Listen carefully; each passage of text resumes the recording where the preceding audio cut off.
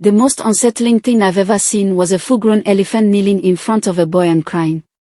This story happened when I was 16. I had just come to stay with my grandmother in a small village near the forest. My parents sent me there for a few months to learn how to live simply, whatever that meant. I didn't mind. The village was quiet, with dusty roads, small farms, and thick green trees that stretched all around it. People in that village believed the forest was alive, not just alive like trees and animals, but alive like a person, with feelings and memory. They said if you respected it, it would protect you. If you disrespected it, it would remember. I didn't think much of it at the time. It sounded like stories old people tell.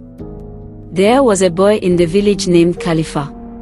He was maybe a year or two younger than me. Small and quiet. He didn't have many friends. Most of the other kids made fun of him. They called him forest child because he was always near the trees, sitting by himself. He never wore shoes. He talked to birds, sometimes even sat next to snakes without flinching. People said his mother disappeared when he was a baby, taken by elephants. No one ever explained what that meant, and no one ever dared to ask. But Kalifa never seemed sad. He was calm. Always calm. Like he knew something the rest of us didn't. Every morning, most of the village kids would fetch water from the well. Kalifa was always there early. But one morning, he wasn't. By noon, people started whispering. His grandmother hadn't seen him. Neither had the farmer he worked for. By sunset, a search group had formed. I joined them. The forest at night is no joke. It's not just dark, it's alive. Sounds come from everywhere. Branches snap. Owls call. You feel washed. We walked in two lines with torches, calling his name. Nothing. After maybe an hour, we saw firelight in the distance, soft, flickering, like a small campfire. We moved toward it, slow and careful. And then we saw them. 6 elephants. Big ones. Huge. Standing in a circle around something. We thought they were feeding. One man raised his spear. But then we saw Kalifa, sitting on a rock, right in the middle. Alive. Calm. The biggest elephant stood in front of him. It had a scarred ear and tired eyes. Kalifa had one hand on its trunk. The elephant was weeping. That's the only way I can explain it. Thick tears rolled down its face, dripping onto the ground. The animal wasn't angry. It wasn't wild. It was mourning. Kalifa turned and looked right at us. "Don't throw your spears," he said. They came to speak. We froze. I don't know why. His voice wasn't loud, but it felt heavy, like the trees themselves were listening. One of the older men, Ademu, lowered his spear first. Then the rest followed. Kalifa stood up slowly.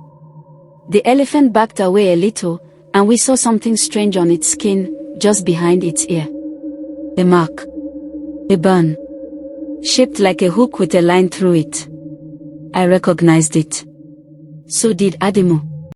It was the same symbol used by a poacher from our village many years ago.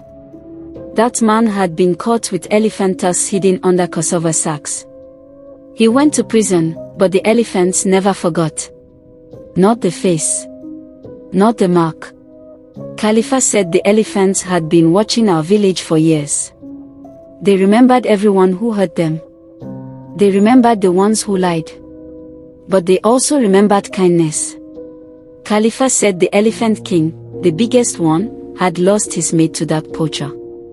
Since then, he had waited, not for revenge, but for someone who could listen. "Why you?" someone asked him. Kalifa didn't answer right away.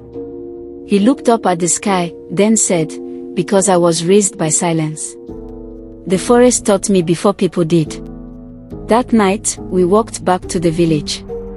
The elephants followed us only to the edge of the trees, then disappeared like shadows. Nobody spoke on the way back. No one could understand what just happened. It was too strange. Too real. After that, Kalifa changed. Or maybe we just started to see him differently. People respected him more. Even the elders listened when he spoke. He stopped coming to the well.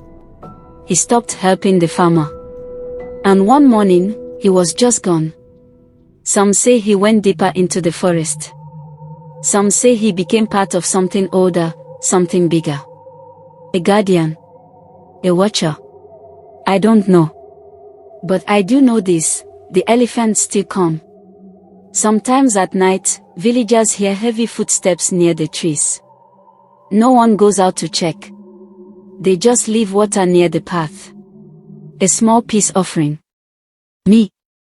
I left the village years ago. I live in the city now. But whenever someone asks me if I believe in stories, I say yes. Because I was there when an elephant cried in front of a boy who didn't speak much, but understood everything.